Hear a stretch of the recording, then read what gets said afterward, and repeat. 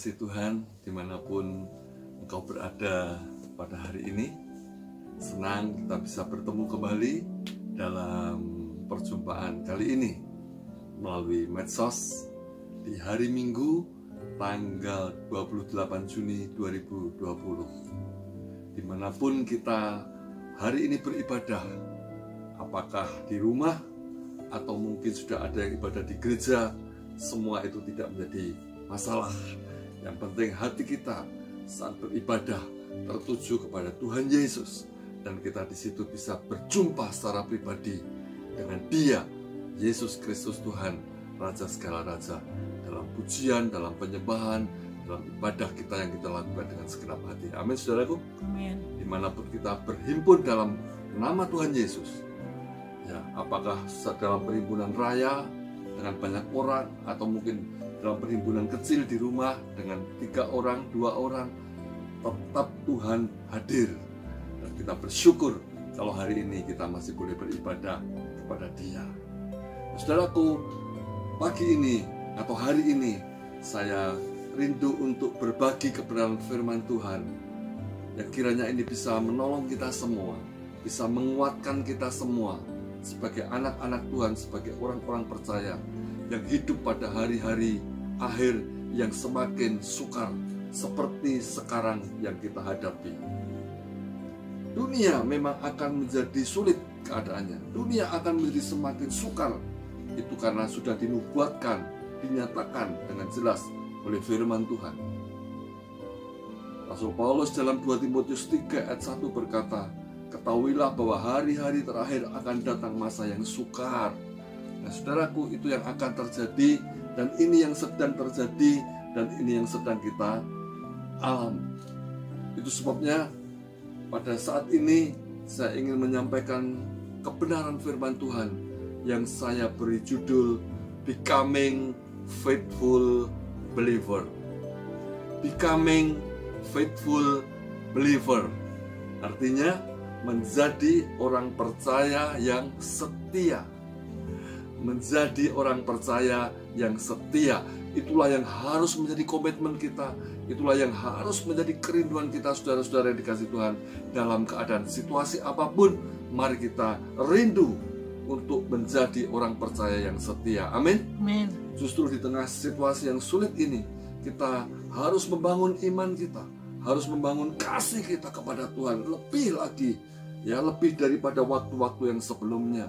Di tengah masa sulit sekarang ini, di tengah situasi pandemi COVID yang masih kita harus hadapi ini, mari kita bangun iman kita, bangun kasih kita kepada Tuhan, untuk kita menjadi orang-orang percaya yang setia. Nah, pertanyaannya, apakah mudah untuk menjadi orang percaya yang setia itu, saudara? Mudah atau sulit? Tergantung, ya. Nah, dunia ya, pada umumnya, kita lihat di dunia pada umumnya ini, seseorang itu mudah sekali mengucapkan sebuah janji atau komitmen untuk setia, ya, yang diikrarkan, ya, yang dibuat di hadapan banyak saksi. Misalnya, saudaraku, dalam sumpah jabatan, ya, atau mungkin juga dalam janji nikah antara calon suami dan calon istri yang akan diberkati, diteguhkan pernikahannya di gereja di depan altar.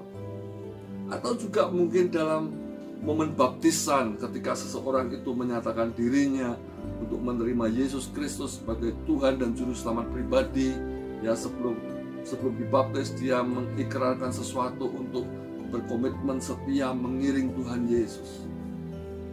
Ya, banyak janji yang dibuat. Namun, saudaraku, kalau mau jujur, pada kenyataannya tidak sedikit di antara mereka yang oleh karena sesuatu hal akhirnya mengingkari janji atau mengingkari komitmen untuk tetap setia yang sudah mereka ucapkan di hadapan para saksi tadi. Betul, saudara? Contoh yang sederhana, misalnya dalam sumpah jabatan, orang-orang yang akan menduduki jabatan-jabatan penting di negara ini, menduduki posisi-posisi kunci di negeri ini, ya, sebelum mereka menjalankan tugas amanat yang diberikan kepada negara, kepada mereka, misalnya para menteri yang di kabinet, atau mungkin orang-orang yang duduk di tempat-tempat yang strategis, apakah di DPR, apakah di lembaga ya yudikatif dan segalanya, di samping eksekutif tentunya. Semuanya ketika akan menduduki posisi jabatan mereka disumpah dulu dengan sumpah jabatan. Dan biasanya setiap orang yang akan dilantik, ditahbiskan, akan disumpah ya menggunakan kitab suci masing-masing. Yang Kristen tentunya disumpah di bawah apa? Alkitab. Tangan mereka harus ya berada di atas Alkitab, lalu mereka bersumpah seperti itu. Untuk janji setia kepada negara, janji setia kepada profesi, ya, untuk mengabdi kepada rakyat. Nah, tetapi faktanya pada akhirnya kita lihat banyak pejabat-pejabat yang tadinya melakukan sumpah seperti itu dalam sumpah jabatan, akhirnya mereka mengingkari sumpahnya. Ya, dan terbukti apa? Ada banyak mereka yang bermasalah di kemudian hari. Ya, berhubungan dengan kasus hukum. Bahkan masuk hotel Prodeo banyak. Ya, tersangkut oleh KPK dan segalanya. Karena korupsi, karena melakukan tidak yang kejahatan yang lain. Itulah yang terjadi, saudaraku. Demikian juga dalam pernikahan suami istri, yang tadinya ketika akan diberkati, diteguhkan pernikahannya, mereka sudah berikrar satu sama lain. Bukan hanya di hadapan gembala atau hamba Tuhan yang akan memberkati mereka, di hadapan para saksi, jemaat, dan juga keluarga kerabat mereka yang hadir dalam sakramen atau upacara pemberkatan nikah itu. Dan terlebih mereka itu menyampaikan ikrar mereka itu di hadapan Tuhan, saudara. Berjanji untuk setia satu sama lain, menerima keberadaan satu dengan yang lain apa adanya. Ya, baik suami ataupun istri yang saling berikrar janji ini, mereka menyatakan setia sampai kapan? Sampai maut yang memisahkannya. Amin. Amin.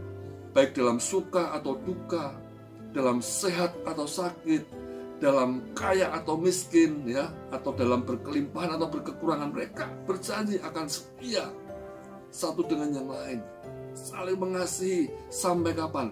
Sampai maut, kematian saja yang memisahkan mereka. Tapi faktanya bagaimana, saudaraku? Banyak tidak pernikahan Kristen yang akhirnya kandas dan akhirnya hancur di tengah jalan? Banyak gak? Banyak. Banyak kasus terjadi.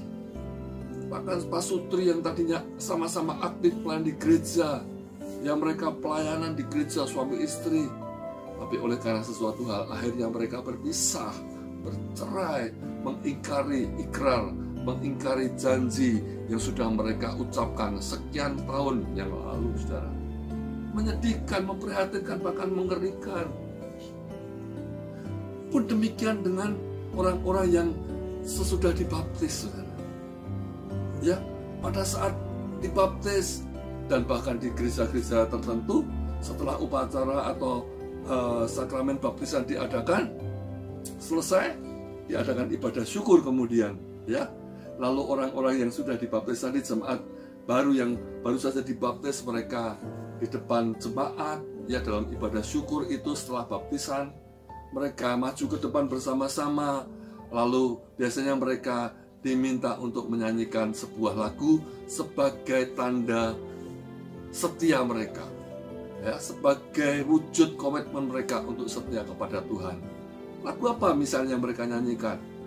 Ya, bersama-sama dengan mantap mereka bernyanyi, mengikut Yesus keputusanku, mengikut Yesus keputusanku, mengikut Yesus keputusanku, ku tak ingkar, ku tak ingkar. Misalnya lagu itu yang dinyanyikan. Atau yang lain misalnya, saya mau iring Yesus, saya mau iring Yesus. Sampai kapan? Sampai selama-lamanya. Meskipun saya susah dalam dunia ini, saya mau iring Yesus sampai selama-lamanya. Misalnya itu saudara yang mereka nyanyikan setelah baptisan selesai diadakan. Bagus tidak? Bagus, luar biasa. Jemaat yang lain semuanya tepuk tangan, haleluya, puji Tuhan. Tapi lihat apa yang terjadi. Beberapa waktu kemudian, beberapa tahun berjalan, mulai masalah demi masalah datang. Ya, mulai godaan demi godaan datang. Dan akhirnya tidak sedikit anak Tuhan yang sudah mengikrarkan untuk setia kepada Tuhan Yesus. Akhirnya mereka meninggalkan Tuhan Yesus. Mereka say goodbye to Jesus. Hanya oleh karena satu alasan.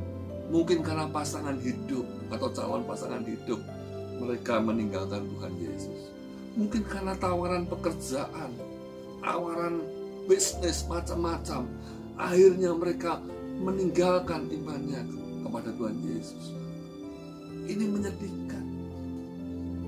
Saudaraku, sekarang sebagai orang percaya, ya, bagaimana seharusnya sikap kita terhadap Tuhan di dalam menghadapi situasi atau keadaan sukar yang tidak kita harapkan terjadi dalam hidup kita? Ini pertanyaan besarnya yang perlu kita pikirkan, yang perlu kita renungkan hari-hari ini. Ya, sekali lagi sebagai orang percaya, bagaimanakah seharusnya sikap kita terhadap Tuhan Yesus di dalam menghadapi situasi, keadaan sukar yang tidak kita harapkan terjadi dalam hidup kita ini. Oleh karena itu tadi, ya, saya akan menyampaikan kebenaran firman Tuhan yang saya beri judul sekali lagi, Becoming Faithful Believer. Menjadi orang percaya yang setia. Dan kiranya itu menjadi komitmen kita hari ini sampai selama-lamanya, sampai Tuhan Yesus datang kembali yang kedua kali. Amin, saudaraku. Amin. Nah, hari ini kita akan belajar dari sebuah kisah yang tertulis di Alkitab. Mungkin kisah yang sudah sangat populer, kisah yang sangat terkenal, ya. Kita akan belajar dari kitab Daniel pasal yang ketiga, ya. Kita akan belajar dari kitab Daniel pasal yang ketiga, saudaraku.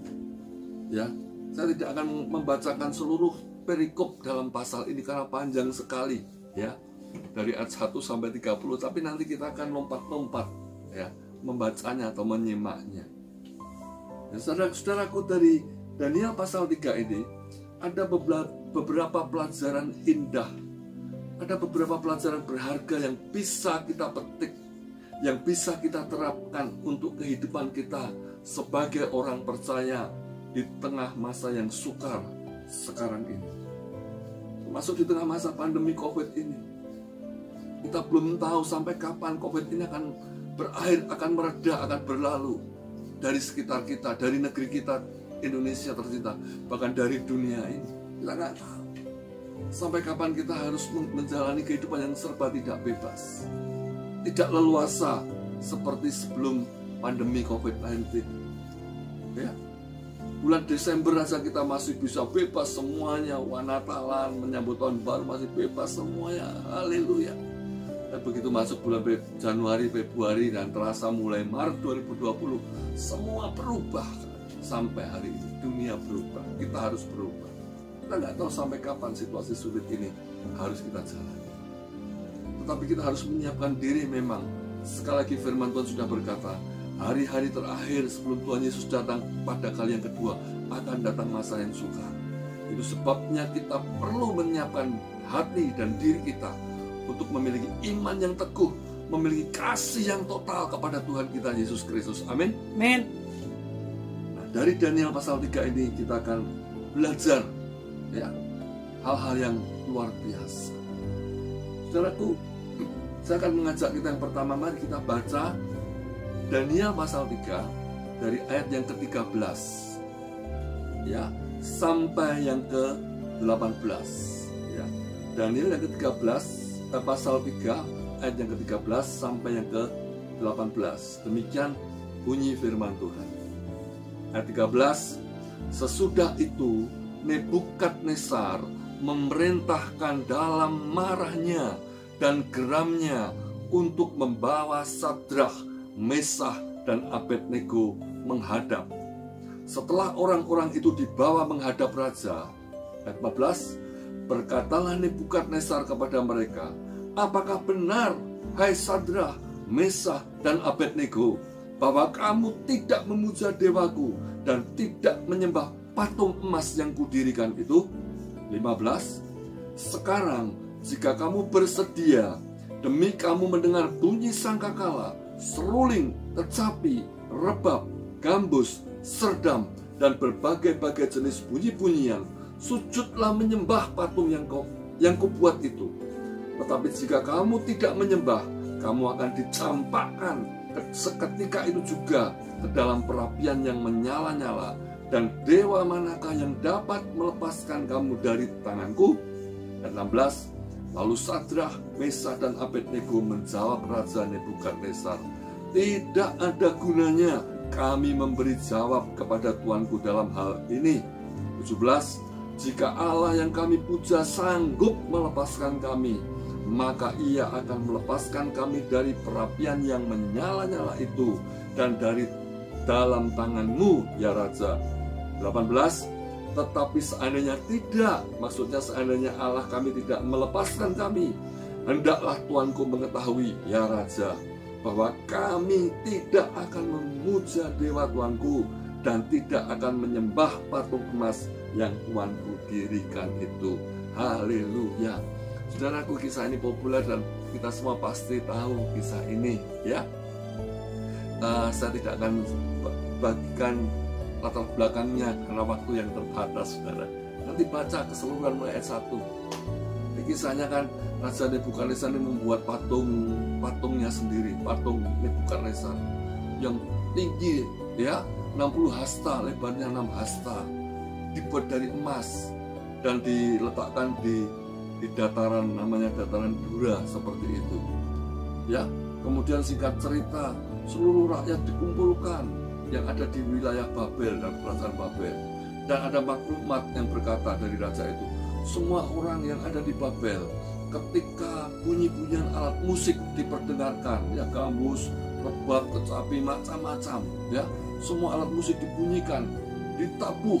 Begitu terdengar alat musik dibunyikan, mereka harus sujud menyembah patung Raja Nebukadnezar. Itu maklumatnya. Yang tidak mau sujud menyembah nanti akan ada sanksi hukumannya. Dan betul, saudaraku, ketika itu dilakukan, semua orang sujud menyembah patung Nebukadnezar. Tetapi ada beberapa orang yang tidak sujud menyembah patung Nebukadnezar ternyata. Ya, setelah diketahui, diselidiki, diketahui ternyata ada 3 orang tawanan dari Israel, yaitu pemuda Ibrani, ya, yang bernama Sadrah, Mesah, Abednego, yang tidak mau menyembah patung Raja Nebukadnezar. Dan ketika diketahui, dilaporkan kepada raja, raja menjadi murka sama sekali, murka besar. Lalu raja memberikan semacam ultimatum kepada Sadrah, Mesah, Abednego. Sekali lagi aku beri kesempatan, kalau kalian mendengar bunyi-bunyian alat musik, ya, semua diperdengarkan, kalian harus sujud menyembah patungku. Tapi kalau tidak, kalian akan masuk kepada hukuman. Hukumannya apa? Jelas hukuman mati, saudaraku. Dimasukkan ke dalam dapur perapian yang panasnya dikatakan 7 kali lipat. Tapi lihat pengakuan ketiga orang tadi itu. Dia berkata, kalau demikian, saya ulangi, ya. Saya ulangi pada ayat yang ke-16. Lalu Sadrah, Mesah, dan Abednego menjawab Raja Nebukadnezar, tidak ada gunanya kami memberi jawab kepada tuanku dalam hal ini. Jika Allah kami yang kami puja sanggup melepaskan kami, ayat 17, maka ia akan melepaskan kami dari perapian yang menyala-nyala itu dan dari dalam tanganmu, ya Raja. 18, tapi seandainya tidak, hendaklah tuanku mengetahui, ya Raja, bahwa kami tidak akan memuja dewa tuanku dan tidak akan menyembah patung emas yang Tuanku dirikan itu. Haleluya. Jadi saudaraku, poin yang pertama, pelajaran apa yang bisa kita petik dari kisah Daniel 3, dari kehidupan Sadrah, Mesah, dan Abednego ini? Yang pertama saudaraku, tetap setia sekalipun harus menghadapi penderitaan, bahkan maut sekalipun. Amin. Amin. Kita harus tetap setia sekalipun harus menghadapi penderitaan atau maut sekalipun. Seperti Sadrah, Mesah, Abednego diperhadapkan kepada hukuman bahkan mati, mereka tidak takut menghadapi ultimatum atau ancaman Raja Nebukadnezar. Ini orang yang setia kepada Tuhan seperti itu. Sekalipun harus hadapi penderitaan, maut sekalipun, karena iman kepada Tuhan. Tidak takut, saudara. Kita harus punya iman yang seperti itu. Ya, tidak takut terhadap penderitaan, tidak takut terhadap kematian, demi mempertahankan iman kita pada Yesus Kristus. Nah, sikap seperti ini harus senantiasa kita miliki, saudara-saudara, sebagai orang percaya yang hidup di akhir zaman ini, di mana sekali lagi saya katakan persoalan, tantangan, kesukaran, penderitaan yang semakin berat akan kita hadapi. Jadi kita harus siap menghadapi semua itu. Penderitaan karena kita beriman kepada Yesus Kristus Tuhan. Amin. Amin. Menjadi orang percaya setia harus siap menghadapi itu. Tapi hati-hati saudaraku, jangan kita berkata aku menderita karena Kristus, padahal belum tentu. Misalnya kalau kita menderita karena kesalahan kita, karena kita akibat kita ya bertindak sembrono, kita melakukan dosa, mencuri, macam-macam, akhirnya kita dihukum, itu bukan penderitaan yang seperti yang Tuhan maui. Bukan penderitaan karena Kristus itu penderitaan karena kesalahan atau dosanya sendiri, dan itu yang harus kita tanggung. Orang yang berbuat salah harus berani bertanggung jawab. Ya, apa yang kita tabur itu yang kita tuai. Ya, itu bukan penderitaan seperti itu dimaksud. Tapi seperti yang dialami Sadrah, Mesah, Abednego, karena iman kepada Allah mereka, ya, mereka berani mengalami penderitaan. Nah, ini poin yang pertama, saudara. Untuk menjadi orang percaya yang setia, kita harus tetap setia sekalipun harus menghadapi yang namanya penderitaan atau maut sekalipun. Haleluya. Haleluya. Wah, ini bukan hal yang mudah tentunya. Percayalah, kalau kita setia, Tuhan akan senantiasa menyertai, menopang, dan menguatkan kita. Amin. Ini terkait dengan poin yang kedua, saudara. Ya, pelajaran yang indah dari Daniel 3 ini bisa akan kita temukan. Ya, untuk poin yang kedua kita baca sekarang di ayat yang ke-24 dan 20 sampai 27. Kita bacakan ayat 24. Kemudian terkejutlah Raja Nebukadnezar lalu bangun dengan segera. Berkatalah ia kepada para menterinya, bukankah 3 orang yang telah kita campakkan dengan terikat dalam api itu? Jawab mereka kepada Raja, benar ya Raja. Ayat 25 katanya, tetapi ada 4 orang kulihat berjalan-jalan dengan bebas di tengah-tengah api itu. Mereka tidak terluka, dan yang keempat itu rupanya seperti anak dewa. Ayat 26, lalu Nebukadnezar mendekati pintu perapian yang bernyala-nyala itu. Berkatalah ia, Sadrah, Mesah, dan Abednego, hamba-hamba Allah yang maha tinggi, keluarlah dan datanglah kemari. Lalu keluarlah Sadrah, Mesah, dan Abednego dari api itu. Ayat 27, dan para wakil raja, para penguasa, para bupati, dan para menteri raja datang berkumpul. Mereka melihat bahwa tubuh orang-orang ini, yaitu Sadrah, Mesah, Abednego, tidak mempan oleh api itu, bahwa rambut di kepala mereka tidak hangus, jubah mereka tidak berubah apa-apa, bahkan bau kebakaran pun tidak ada pada mereka. Haleluya, saudaraku. Poin yang kedua, kalau kita sungguh-sungguh setia kepada Tuhan di tengah situasi sulit, penderitaan apapun, saudaraku, percayalah. Ya, poin yang kedua ini, Tuhan tidak membiarkan orang yang setia kepadanya mengalami kebinasaan. Amin. Amin. Tuhan tidak membiarkan orang-orang percaya yang setia kepadanya mengalami kebinasaan.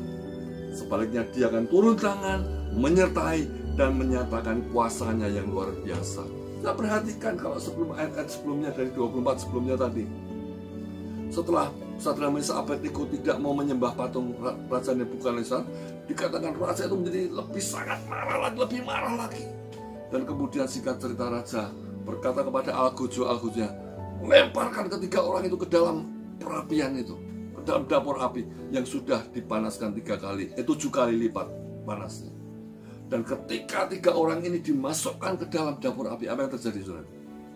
Algojo yang melemparkan mereka ke dalam api itu mati seketika. Algojo itu yang melemparkan Sadrak Mesak Abednego itu mati, padahal mereka tidak masuk loh, mereka hanya melemparkan. Tetapi yang melemparkan ini, para algojo ini mati. Kenapa? Karena saking panasnya dapur perapian itu. Tapi lihat, 3 orang hamba Allah ini yang masuk ke dalam dapur perapian itu, tadi kita baca, Nebukadnezar terkejut, matanya terbelalak. Orang-orang yang ada di situ juga terbelalak dan berkata, bukankah yang dimasukkan 3 orang, tapi kenapa aku lihat ada 4 orang sekarang? Bahkan yang orang yang keempat seperti anak dewa, itulah Yesus Kristus Tuhan yang turun menyertai mereka. Amin. Amin. Dan mereka di dalam dapur perapian itu berjalan-jalan sukacita, menari-nari, saudara. Dan ketika akhirnya singkat ceritanya Nebukadnezar berteriak untuk memanggil Sadrak Mesak Abednego keluar. Betul, akhirnya mereka keluar. Dan lihat, luar biasa, tidak ada bekas api yang membakar tubuh mereka. Tidak ada. Tadi algojo yang melemparkan mati. Dan 3 orang ini keluar dari dapur perapian tetap sama seperti sebelum mereka dimasukkan. Bahkan dikatakan baju mereka tidak ada yang terbakar hangus, bau asap pun tidak. Dari mana seperti itu? Karena Tuhan sekali lagi tidak membiarkan orang yang setia kepadanya mengalami kebinasaan, saudaraku. Tidak akan mengalami kehancuran. Ini janji Tuhan. Amin. Amin. Campur tangan atau pertolongan Tuhan yang sangat ajaib selalu tersedia bagi orang percaya yang sungguh-sungguh setia kepadanya dalam situasi keadaan apapun.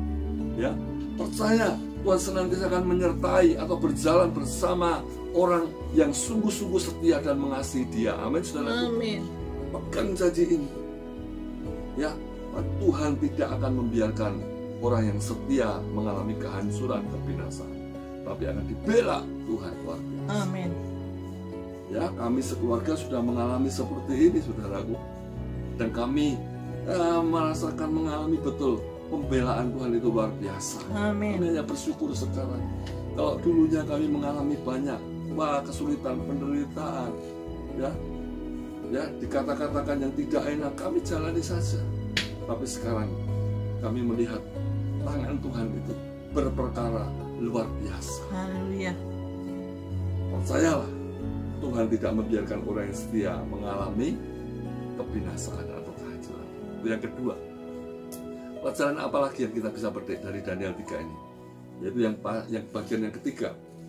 Kita baca selanjutnya, saudara, pada 2 ayat yang selanjutnya, yaitu ayat 28 dan 29. Dikatakan ayat 28, berkatalah Nebukadnezar, terpujilah Allahnya Sadrak, Mesak dan Abednego.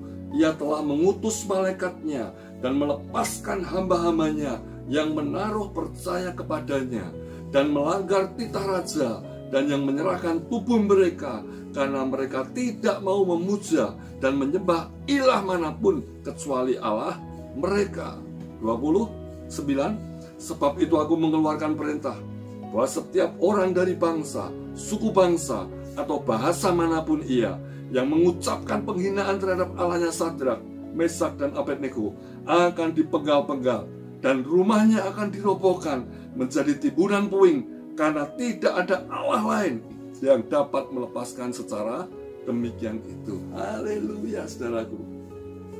Pelajaran yang ketiga atau poin yang ketiga yang bisa kita petik dari ayat 28-29 ini apa? Yaitu kesetiaan orang percaya membuat nama Tuhan dimasyurkan di seluruh bumi. Amin. Amin. Tadi Nebukadnezar tadinya menganggap dirinya sebagai dewa untuk disembah. Tapi setelah melihat campur tangan Tuhan yang ajaib kepada Sadrak, Mesak, Abednego ini, ayat 28 dia berkata, sekarang semua orang yang ada di bawah kekuasaan kerajaanku di Babel, ya, kalau mereka tidak memuji Allahnya Sadrak, Mesak, dan Abednego, ya, dikatakan maka mereka akan dibegal, ya, rumahnya akan dikatakan apa? Dirobohkan menjadi timbunan puing dan segalanya dan segalanya. Artinya apa?